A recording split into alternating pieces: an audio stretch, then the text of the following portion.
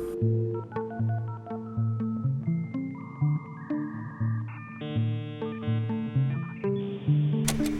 right, what's up, everybody? We're jumping into this one hot. I am Wukash or Woo, and with me is my co-host Louis. Hello. What's up, Louis? And our guest today is Mitch Myers, an art director, motion designer, and CIA operative. I mean, entrepreneur. Definitely, Dude, definitely entrepreneur. I wish. I wish I was a CIA operative. Who knows the That'd be difference these So days? dope. I know, right? I guess I could be if I wanted to. How you doing, Mitch? Doing awesome, guys. How are you? Good, good. Very good. All right, so we kind of have an ongoing joke. I feel like most of my friends that are in design or motion design or whatever, design world, they're either one, when they were a kid, they played extreme sports, or they were in a band. So want to Yeah. confirm, were either of those true?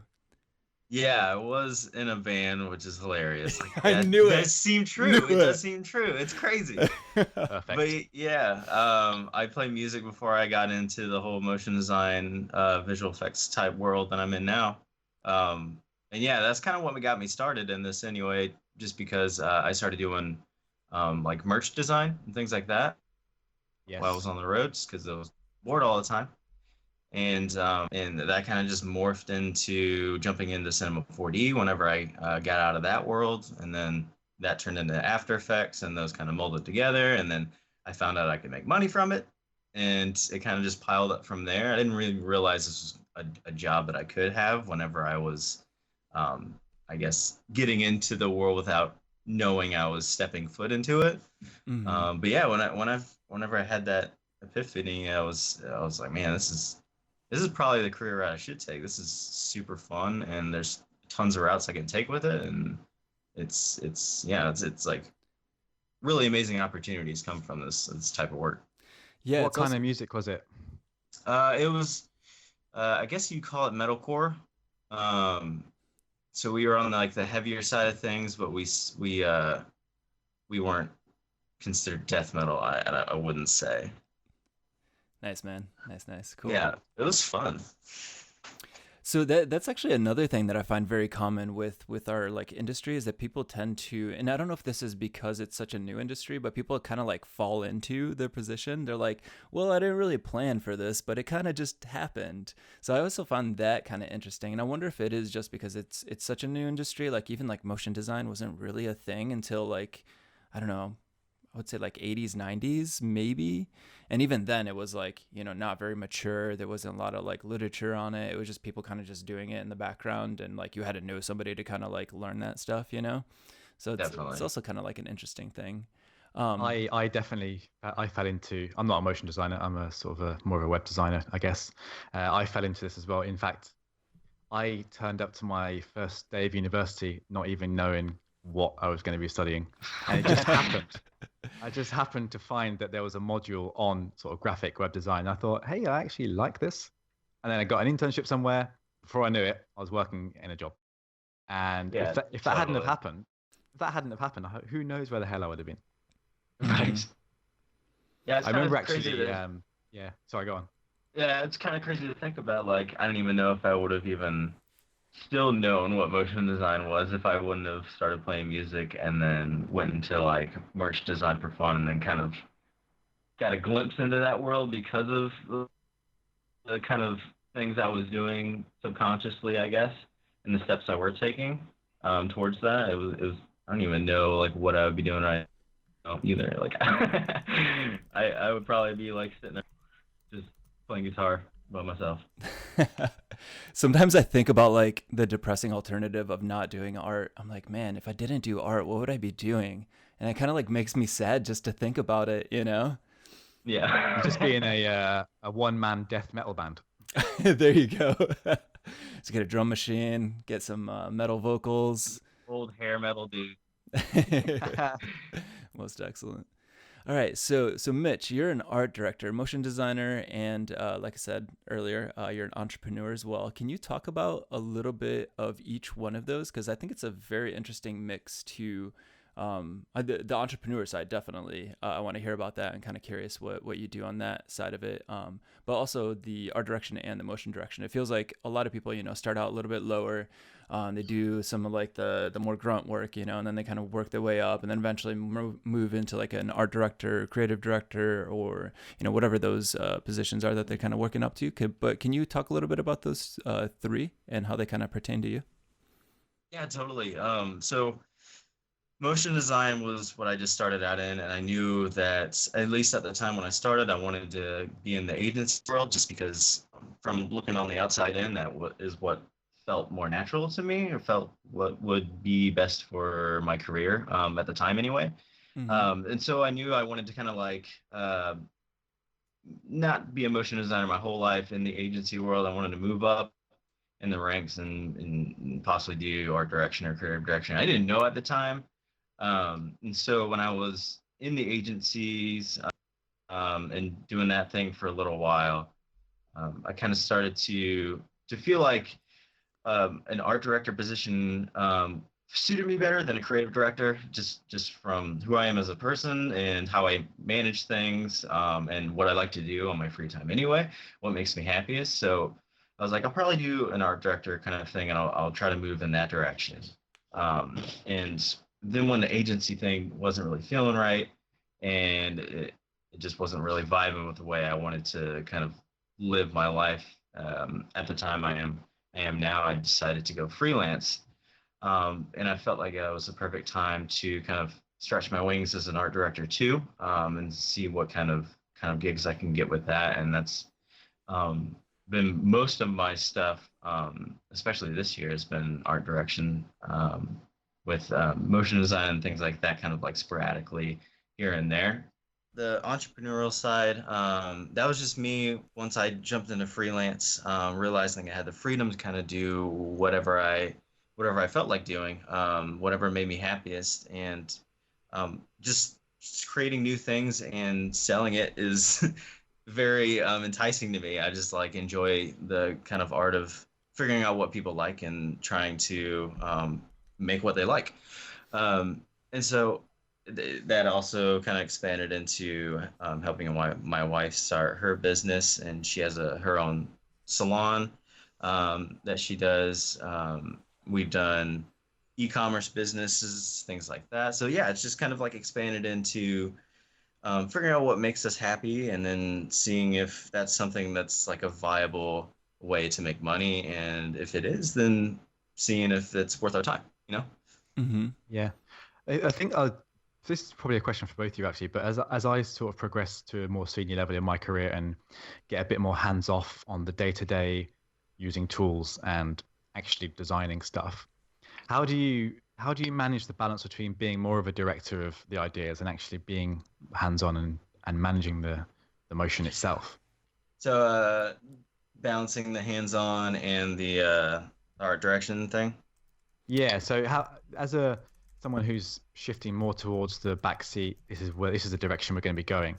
Do you miss the day-to-day motion side of it, or do you think that's the balance that you've sort of got quite right? Yeah, I mean that's hard.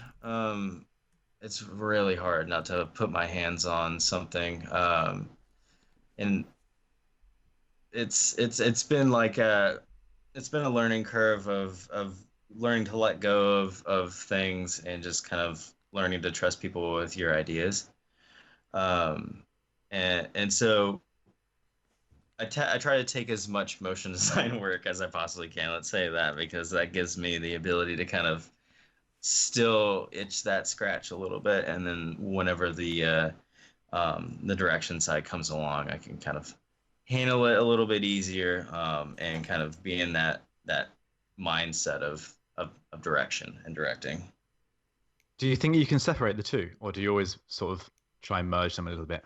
I'm never really separating the two, because even when I'm directing, I'm doing stuff on my end on what I think I would do and stuff like that. So it's either way, I'm probably sending like project files and things like that to be like, this is where I want you to start, and things like that. So yeah, I'm always have my hands in it in some way, just because I haven't got to the point to where I'm either over it and I don't even want to touch it anymore, or something like that. So Yeah, I guess I'll just wait for that moment. very cool. All right, so you're from St. Louis, Missouri. I've actually driven through there before, but I never got a chance to stop by. So I was kind of curious a little bit about your city and like if there's like an active art scene or like how you even got into like what you do. Like, does the place that you live, does that inspire you, or are you more inspired by like the internet? Yeah, I mean, like it's a really tight city to live in. It's small. It's not like Chicago or anything like that. It's pretty compact. There's a little bit of an art scene, a little bit of a music scene, but nothing's super insane here. It's pretty chill. So I mean, I'm not really. I'm kind of consider myself just working in my home office more than like working in a specific city. The city really doesn't do anything for me. Yeah, yeah. I don't really have any like local clients. Um, it's I'm always working either on the coast or overseas somewhere, stuff like that. And Sure. so it's just like it's a city with Yeah. food, so that works for me. Yeah, yeah. Do Right on. you find that you're having to work on different schedules then if you're working with overseas clients? Oh man, all the time. Is that a struggle? It becomes a bit of a struggle, at least at first, because I wasn't really used to that situation. Because I've been in that 9 to 5 situations with the agencies in the past with the salary gigs. But since my wife is her own business owner as well, we have that flexible schedule. We never really have like that 9 to 5 mentality anymore. So it's much easier for me to be like, okay, I need to go to bed at this certain time so I can wake up, really early so I can be on time for this client call or whatever. Like, it's not really an issue anymore because everything is so flexible now for us.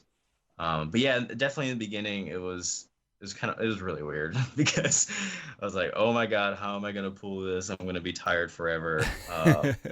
But Yeah, it I can just see kind of that. ended up working out, and I was able to make it happen. And yeah, it's easy now. Right on, right on. So is that some? Did you grow up there then? No, well, I grew up in Missouri. I grew up in a place called Osage Beach, Missouri. It's like central Missouri.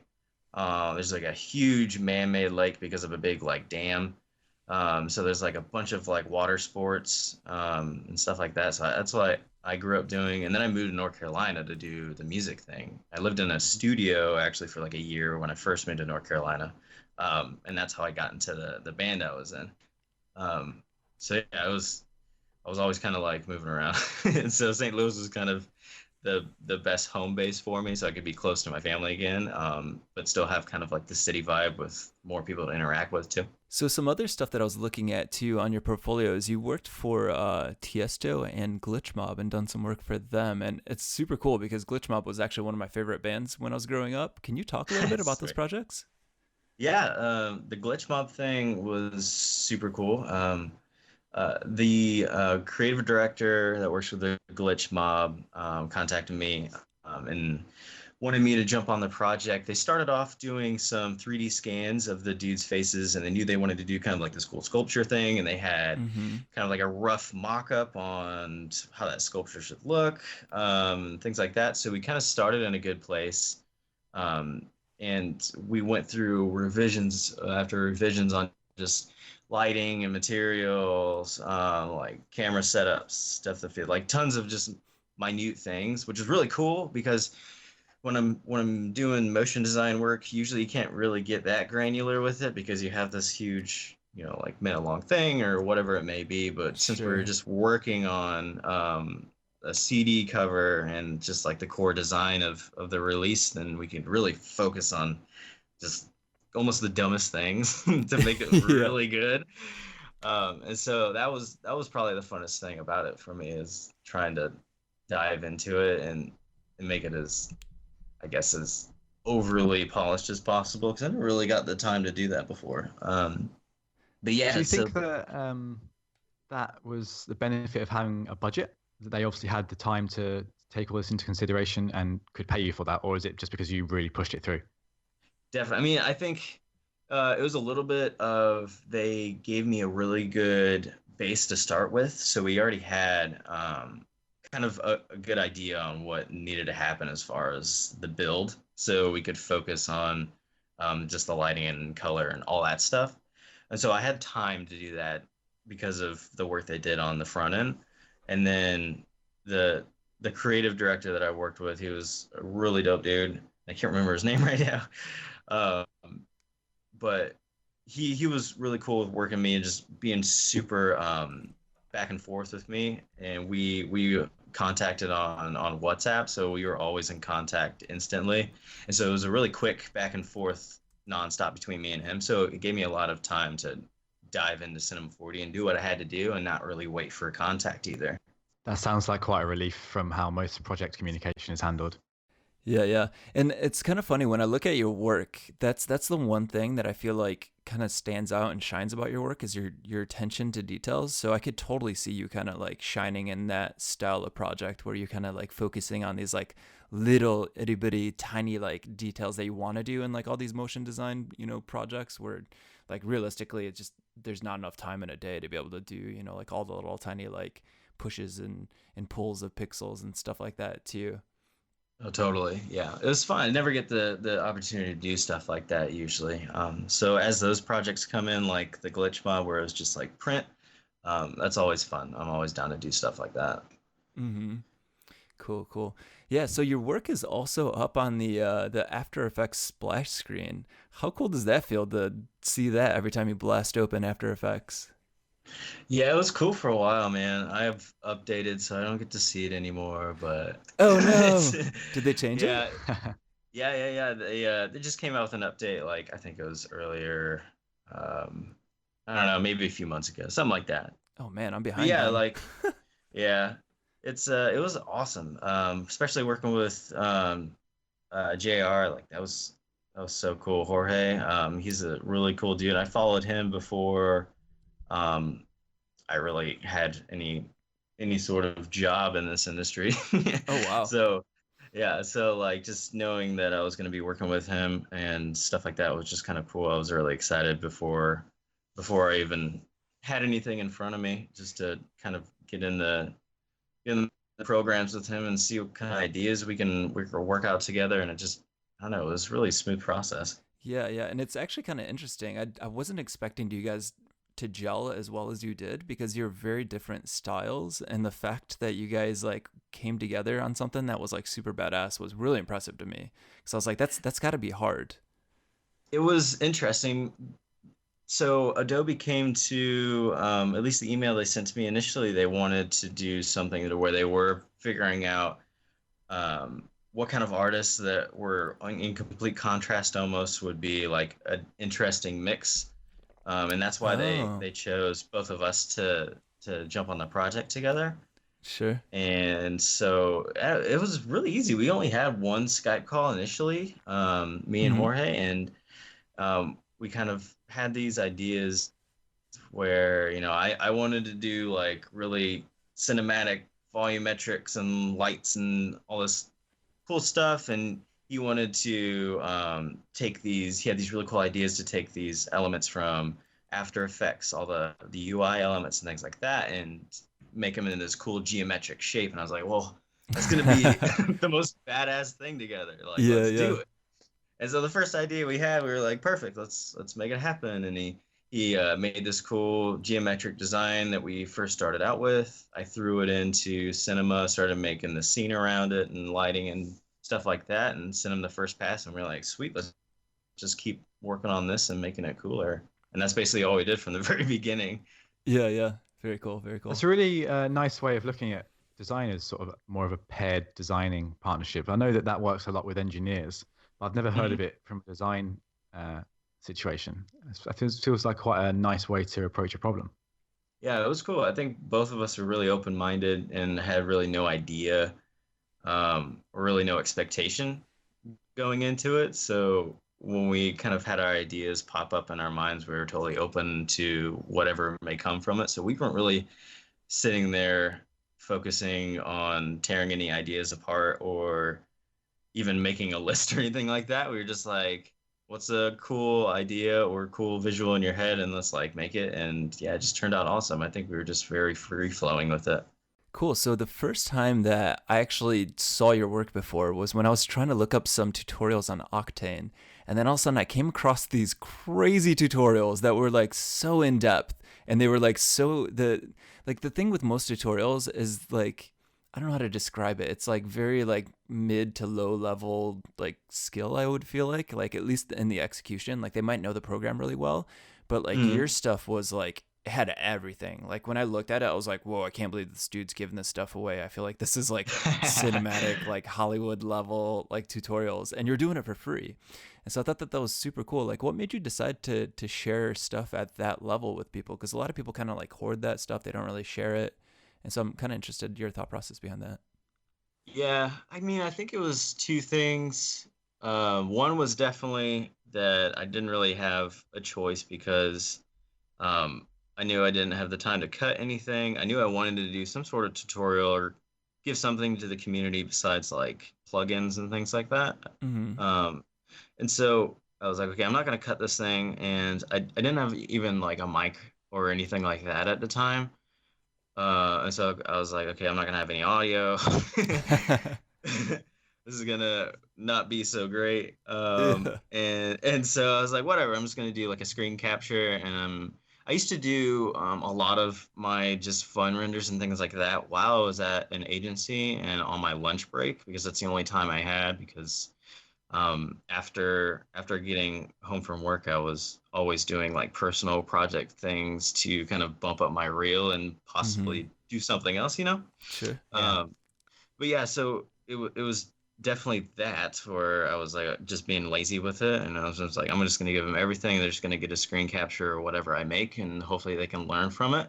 Mm-hmm. And then just being kind of open to not really caring about if there are any like quote unquote secrets or whatever in there. Yeah. So yeah, I just just decided to put something out there and see what came of it. And people, some people like really I think learned from it, and that's super dope. I'm really happy to hear that. Yeah. Have you Yeah. seen any returns from this work, whether it's financial or just from a sort of networking point of view? Oh, dude, totally. I think all the extra work that I did while I was at the agency on my own time, just trying to do the things that I wanted to do. Because when I was at these agencies, I wasn't doing the type of work that I wanted, and so I had to just take the time on my free time to make the make up a project basically and make it how I would make it, and then put that on my reel and hopefully someone will like it. And that kind of has grown into the website that I have today and the work that's on my the face of my website. I think all of that has come from the type of extra work that I was doing in the very beginning to kind of grow the foundation of what I have now.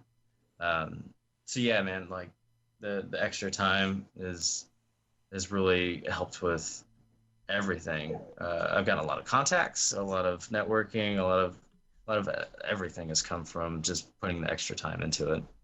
Is that ultimately what you think led to you creating your store?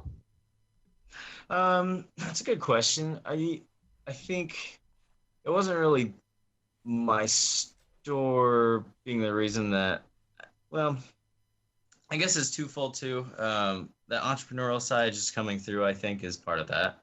Um, Seeing other people create like kits and then things like that, like especially Grayscale, like everyone mentions Grayscale Gorilla, you know, because Yeah. that's like everyone's start. They were like there from the beginning with helping people in the community. So like, yeah, it was mostly just because I wanted to do the things that the people that I saw were helping me in the beginning of my career, what they were doing, and it kind of grew from there. And I started getting my own kind of inspiration for it and taking it the direction that I felt I should take it. Great. I think that's a really good point for us to finish up the first section. Cool. And diving into section two, we just sort of like to talk a bit more about you as a freelancer and what the trials and tribulations you've faced as a professional who sort of run it by themselves. And if you could dive in first by maybe just telling us a few situations where things haven't gone so well, because obviously we're forced to only share the positives, but there are obviously negative things that when you're sort of starting out as a freelancer. Dude, totally. there's been a lot of weird things in the beginning of freelancing, just because when you jump into it, there's so many things that you're not aware of. Even when you talk to the people that are freelancing at the time and try to get tips and tricks from them or whatever, like there's always stuff that you don't really think is gonna happen, and then it does. So I guess, man, there's been just it's been from me just not knowing a certain thing is an issue and it becoming an issue, and then to a client just being like really crappy, you know. Yep. It ranges from like that, but I guess one of the biggest things that happened, that was in the very beginning of my freelance career, and so I got so I was working with this rather large client, this agency, as a freelancer, and their HR department ended up screwing up the auto pay into my account, and they were paying me like 2 or 3 months after the project ended. And I had no idea. Yeah. I was on another project at the time, and I wasn't even focusing on my bank account or anything. So I got an email from them asking me to check, and when I saw it, I was like, "Oh my god!" So I had to like transfer all this money back over to them and stuff. And so like things like that, where it's like I would have never expected something like that to be ever an issue in my freelance career. And then like almost the very beginning, like what the heck was that? Free money. Yeah. So yeah, things were weird. I would have kept quiet, definitely. It was like, I'm out. Peace. Sweet extra cash. Going to Switzerland. Freelancing generally, I think that whenever I've done it, I've never done it as a full-time thing, but even as sort of side projects, I've always felt a little bit lonely. Do you think that is something that's very real for you, or have you sort of pushed through and found it of more of a drive? Oh man, it's still something I'm like trying to push through.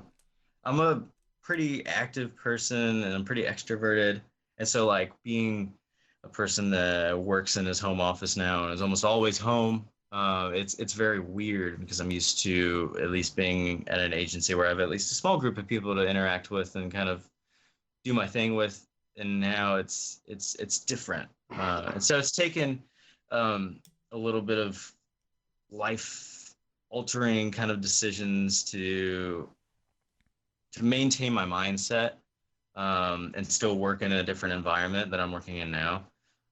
So like the community that is around motion design is like, it's a super tight community. It's really cool. It's easy to like talk to people, and that's helped a little bit too. And then just trying to, I don't know, just maintain awareness of how I'm feeling, and kind of overworking myself or not stepping out as often as I should. And it's just it's a constant kind of like battle to kind of grow that awareness, but you know, eventually I'll get to the point to where it's much easier.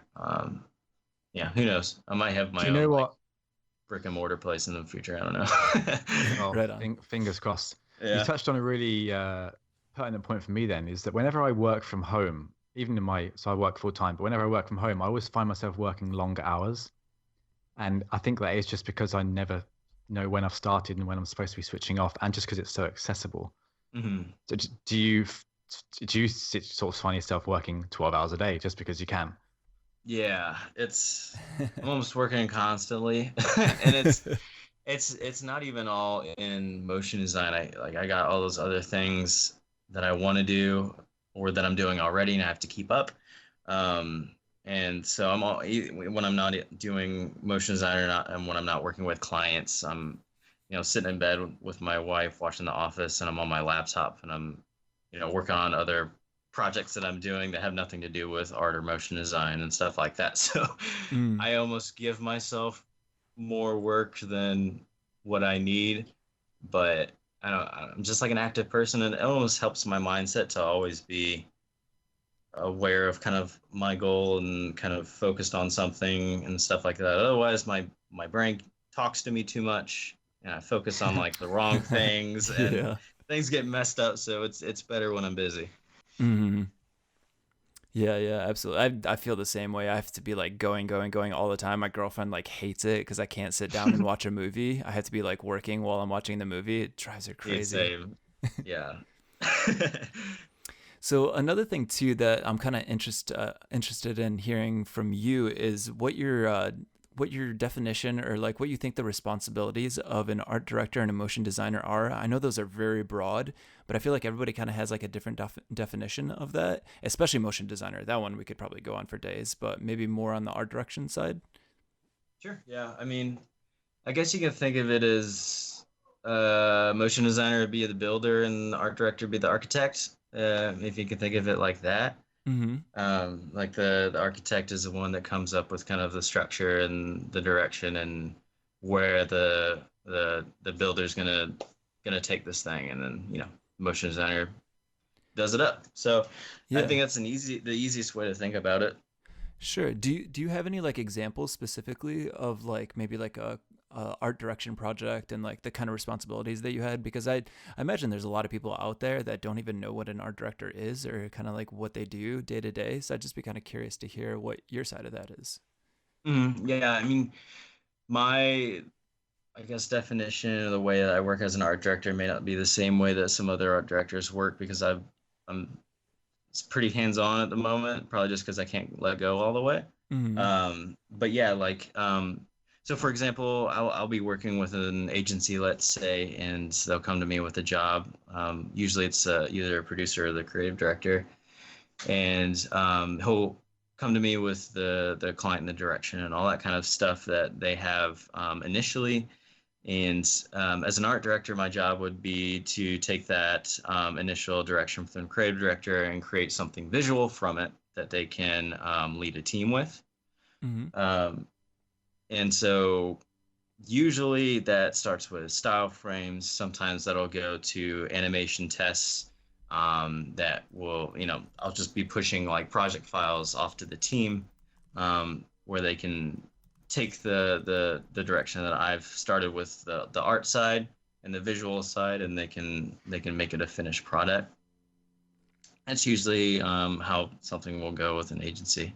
Anyway. Cool, cool. With that in mind, and rolling back to thinking about you when you were back in the band and not really knowing what you wanted to do, and someone who's possibly in that situation now, what tips or advice would you give a young person thinking about getting into this industry to get them kickstarted? Yeah, I mean, I feel like I took such what's the word for it? I was kind of oblivious to like the kind of decisions I was making and the steps I were taking to get to where I am now, almost, at least at the very beginning, because everything came kind of naturally and kind of showed itself to me almost. Which made the decisions or the decision making on my part a lot easier. I think if someone were in my position at the time, I would say that it's super important to just focus on creating some long-term goals for yourself, even if you don't really know what this career has in mind for you. Because I think myself creating the goal to be a director, creative director, something like that at an agency at least gave me something to work towards. And then I was able to find what was not really vibing with my lifestyle. And that kind of continuously creates a clearer and clearer picture for yourself and the kind of future that you want to take. And you can manipulate those goals that you have for yourself. And that's kind of what I've done up to this point. It's just kind of continuously focused in little by little as I've learned more and more. And do you think that you should be looking to work with certain people to reach these goals, or do you think that the resources are out there for you? You just got to go and find them? I think who you know is very important, especially like in any job that has to do with the value of your name. Who you know is extremely important. So I think networking is very, very, it's a very good thing to do, especially when you're in the start of your career. So go out to NAB and SIGGRAPH and all those things and just talk to people and make friends in the industry. A lot of things come from it. It's really cool. Yeah, I'm trying to work out how how we'd sort of packaged it up for someone who is possibly living in a small town somewhere and thinking, hey, where do I get start? And do you think that would essentially be go and find the agencies who are working in your area and knock on their door? Yeah, I mean, it's hard because I'm lucky to live in St. Louis where there's at least a handful of agencies. And that at least gave me a start to going in and doing internships and things like that. That's an awesome way to figure out how the whole situation runs and what people's jobs actually are and how they kind of work with yours. The online community is super cool. There's School of Motion.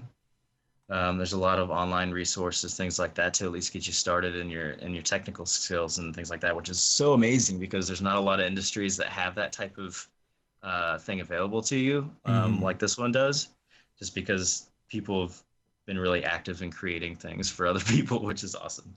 So yeah, I mean, it's all just doing whatever you possibly can, no matter where you're living, to find the opportunities for yourself and make those opportunities happen, whether it be cold emailing, walking into any agency that you can, even like getting like an apartment in Chicago for a summer and working at an agency if you don't live in Chicago, like something like that, just taking those extra steps to give you that extra kickstart to maybe get you an agency somewhere or get that career started. That's the hardest part. Yeah, and the nice thing is that we have this wonderful thing called the internet where everything is now decentralized, and it's like basically a numbers game, right? Like I remember when I was trying to get a job out in California and I was in Michigan and I was like miserable and I hated it and I was like, I need to get out of here. And so I literally just I put so many applications out, like I think it was like 100 plus, and literally the only company that I wanted to get back to me got back to me,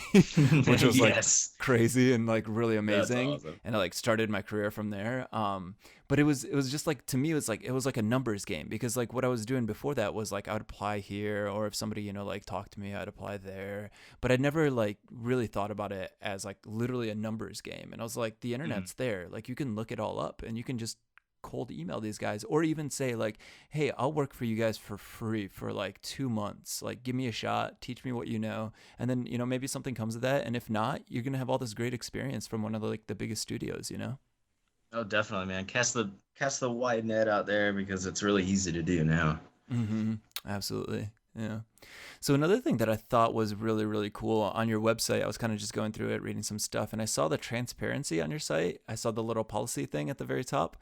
And I think that's super interesting, because a lot of people don't put that out there. And this is something that's just like changing in general, like the zeitgeist of like the internet, I guess. It's like people are being very like open. They're just kind of like sharing this stuff. And this is the first time I've personally seen like somebody just say like, hey, here's my rate. Here's how much I charge. Here's my policies. So how did that come about? Like what was the reason to put that out there like that? I think the main reason was my wife. Really, all we talk about is business. We just like love it so much. It's just like something that really connects us together, and so like we're always sitting and chilling and talking about ways to make things work easier for each other. And that was just like a thing that we both came up with, just to make it easier on myself, just making things clear to my clients. It's just searching on my site if they're kind of nervous, even a new client never hiring an art director or a motion designer before. Like I'm sure that would be a crappy situation to be in. You don't know what you're looking for. You don't know how the process goes, nothing like that. So, the policies were like a way to help my clients know my rate from the very beginning and the way I work. So there's no issue going back and forth, and if they have an issue with any of my policies, they don't have to hire me, and I don't have to deal with it. And the other end was those clients who are nervous about hiring someone for the first time, and they don't know how to get into it.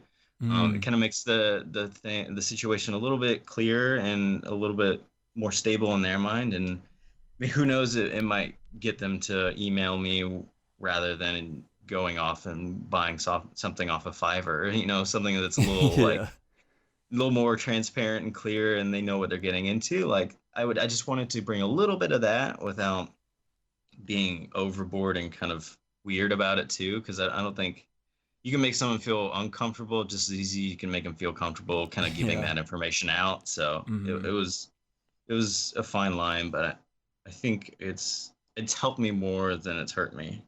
Sure. I really enjoyed reading it just because it gives you a real sense of authority and that you know what you're doing. Whereas Hmm. there are so many cowboys in the industry, and for someone to be so upfront with things, it gives you that confidence in that, yeah, this guy actually kind of knows how to do his job. But even from an agency point of view, you see agencies who are really coy about their rates and they charge lots of people different rates just based on who they are. And Hmm. for you to be so upfront with it would definitely give me the confidence to reach out. Yeah, I just I don't want to have like the image of being a backdoor dude or anything like that either. Like it's all like I just want everything on the table and everything to be easy, and it's supposed to be a fun situation. And so Hmm. making that stuff kind of like a non-issue right off the bat just makes it fun from the very beginning usually. Yeah, it's super smart.